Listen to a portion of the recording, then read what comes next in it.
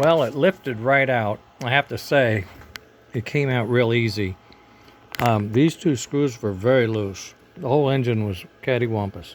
Oh, there's a date code, 1952. Isn't that cool? See a big Timko motor? Oh, wow, the motor's loose. Look at this.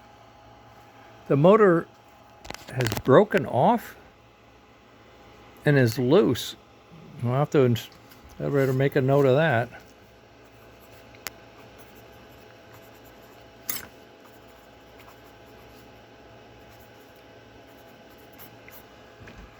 Wow.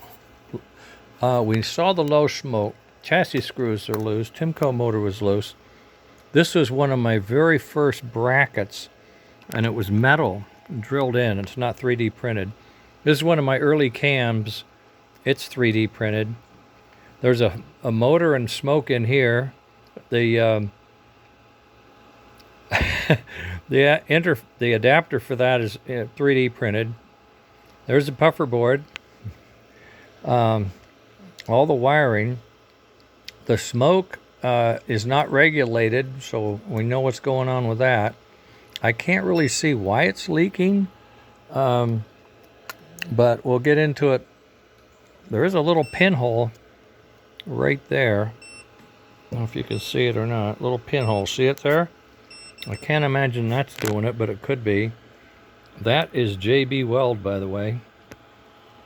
That's what I used to seal that up after I butchered it. Oh, God. Anyway, I have to go now, but headlight was working, so I'm not going to mess with it. This was working. This is working. Motor's loose.